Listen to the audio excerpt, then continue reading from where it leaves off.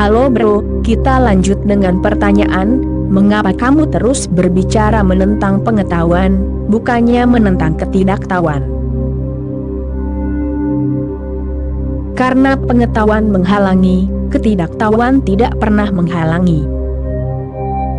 Pengetahuan membuatmu egois, ketidaktahuan tidak pernah menghalangi.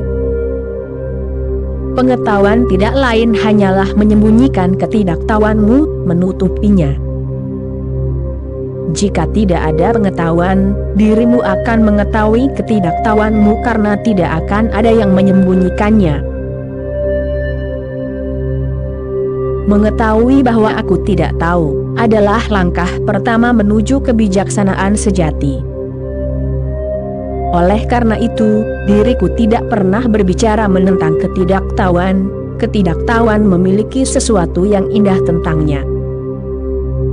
Satu hal yang indah tentang ketidaktahuan adalah bahwa ketidaktahuan bisa memberimu arah yang benar untuk melangkah. Sokrates berkata, "Aku hanya tahu satu hal, bahwa aku tidak tahu apa-apa." Namun, Sokrates adalah salah satu orang paling bijak di dunia.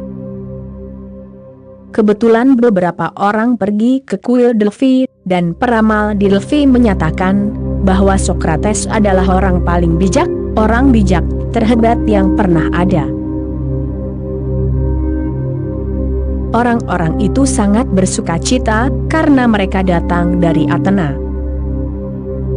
Mereka kembali menemui Sokrates dan berkata, "Kamu juga harus bersukacita. Sudahkah kamu mendengarnya atau belum?" Peramal di kuil Delphi telah menyatakan, "Kamu sebagai orang bijak terhebat di bumi." Sokrates berkata, "Pasti ada yang salah, kesalahpahaman, karena aku orang yang paling tidak tahu. Aku hanya tahu satu hal, bahwa aku tidak tahu apa-apa." Kembalilah dan beritahu peramal bahwa Sokrates mengatakan bahwa dia adalah orang paling bodoh di dunia. Mereka kembali memberitahu peramal, dan peramal itu tertawa dan berkata, "Itulah sebabnya aku menyatakannya sebagai orang paling bijak di dunia." Diriku tidak pernah menentang ketidaktahuan. Ketidaktahuan juga memiliki hal indah lainnya, bahwa itu milikmu. Pengetahuan selalu dipinjam. Sesuatu yang menjadi milikmu, tidak bisa diambil darimu. Itu tidak bisa dicuri, dirampok, sedangkan pengetahuan bisa diambil darimu dengan sangat mudah, karena itu dipinjam. Dan ketika dirimu tidak tahu, dirimu tidak punya kepura-puraan, dirimu sederhana, dirimu polos. Ketidaktahuan memiliki kualitas kepolosan di dalamnya. Itulah sebabnya anak-anak begitu polos, karena mereka begitu bodoh. Orang-orang primitif begitu polos, karena mereka begitu bodoh, mereka tidak licik, mereka tidak mungkin licik. Mereka tidak memiliki cukup pengetahuan untuk menjadi licik. Sebelum dirimu bisa licik, dirimu harus berpendidikan.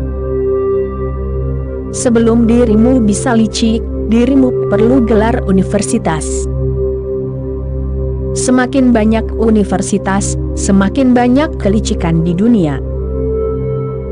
Semakin banyak orang menjadi berpengetahuan, semakin mereka menipu, licik, menindas. Semakin mereka menemukan cara untuk mengeksploitasi orang lain. Ketidaktahuan itu murni, tidak tercemar. Dari ketidaktahuan, bergeraklah menuju kebijaksanaan, bukan menuju pengetahuan. Jika ketidaktahuan menjadi meditatif, itu menjadi kebijaksanaan. Jika ketidaktahuan menjadi tertarik pada lebih banyak informasi, maka itu menjadi pengetahuan. menjadi berpengetahuan tidak akan membantu sama sekali. Kebijaksanaan membebaskan. Kebijaksanaan adalah milikmu, sama seperti ketidaktahuan dirimu adalah milikmu. Pengetahuan tidak hanya menipu orang lain, tetapi juga menipu dirimu. Bila dirimu tahu jawabannya seperti burung beo, dirimu mulai berpikir bahwa dirimu benar-benar tahu. Karena dirimu bisa membaca dan menulis, dirimu mulai berpikir bahwa dirimu tahu. Karena dirimu bisa memahami kata-kata, dirimu mulai berpikir bahwa dirimu tahu.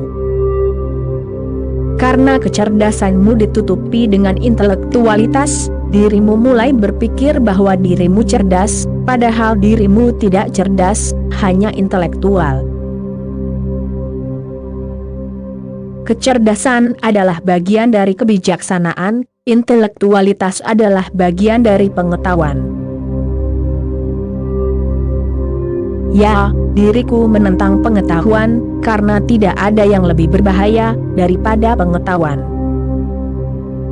Pengetahuan menghalangimu untuk mengenal diri sendiri. Pengetahuan menghalangimu untuk mengetahui, karena pengetahuan memberimu hal-hal yang plastik, sintetis, dan palsu untuk dimainkan, dan dirimu melupakan semua hal yang nyata.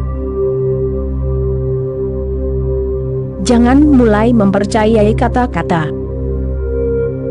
Itu adalah permainan paling berbahaya yang bisa dimainkan seseorang. Jangan menjadi burung beo, jika tidak, dirimu akan semakin menjauh dari sumber terdalammu. Hanya mengetahui kata-kata saja tidak cukup. Semakin banyak kata yang dirimu ketahui, semakin bingung dirimu nantinya, karena dirimu tidak tahu. Kata-katamu hanya di permukaan. Jika seseorang menggaruk sedikit lebih dalam, ketidaktahuanmu pasti akan terlihat. Orang-orang akan terus berpura-pura. Orang-orang terus mencoba berpura-pura, menjadi apa yang bukan diri mereka. Pengetahuan memberimu kepura-puraan terbesar. Dirimu bisa mengutip Buddha, Yesus. Dan dirimu tidak mengerti apa yang mereka katakan, dan dirimu akan selalu melakukan kesalahan. Dirimu akan menafsirkannya dengan cara yang salah. Di India, ada ribuan tafsir tentang Bhagavad Gita. Nah, jika Krishna gila atau tidak waras, maka mungkin ada ribuan makna dalam kata-katanya. Namun, Krishna sangat khusus tentang apa yang ingin dia katakan. Lalu, bagaimana dirimu bisa menjelaskan ribuan tafsir itu? Orang-orang itu memaksakan makna mereka pada Krishna. Jika dia kembali dan melihat tafsir itu, dia sendiri akan bingung, dia sendiri akan kesulitan mencoba memutuskan apa sebenarnya maknanya. Dan orang-orang itu sangat suka berdebat. Siapapun bisa membuktikan apapun. Sankara membuktikan bahwa Bhagavad Gita adalah filsafat untuk meninggalkan dunia.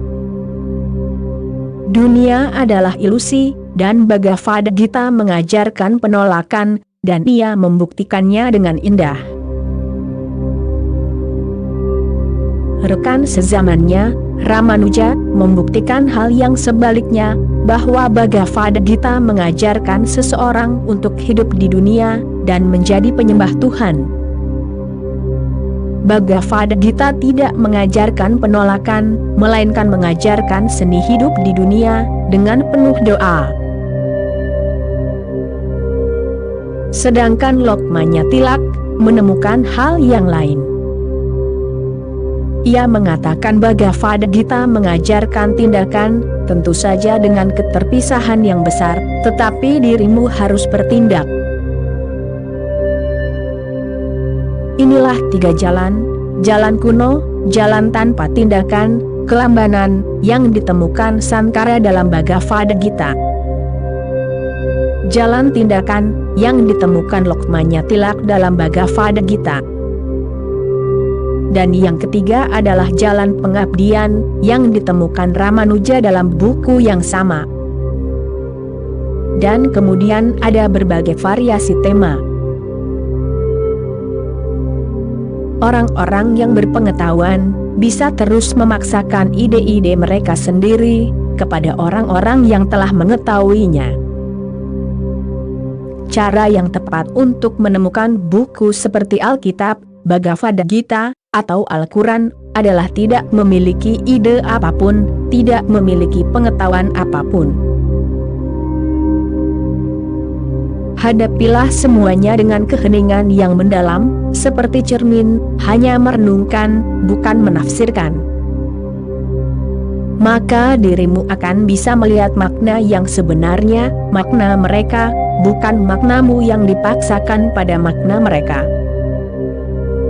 Dan orang yang bisa menjadi cermin, tidak perlu pergi ke Bhagavad Gita, Al-Quran, atau Alkitab.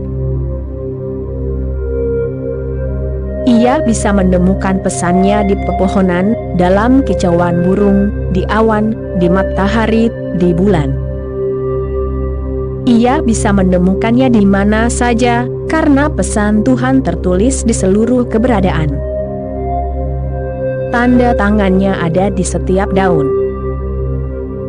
Dirimu hanya perlu menjadi seperti cermin, diam, meditatif, tanpa pikiran, tanpa pengetahuan. Itulah sebabnya diriku menentang pengetahuan. Pengetahuanlah yang telah menjadi penjaramu. Sisihkan pengetahuanmu, masuklah ke dalam kepolosan yang dalam, ke dalam ketidaktahuan yang dalam, dan kemudian dirimu akan bisa menemukan apa kebenaran itu. Kebenaran tidak ditemukan dengan pengetahuan, ia ditemukan dengan keheningan. Dan pengetahuan itu berisik. Oke bro, itulah kutipan ceramah kali ini, bro. Kita sambung lagi nanti, bro. Terima kasih, bro.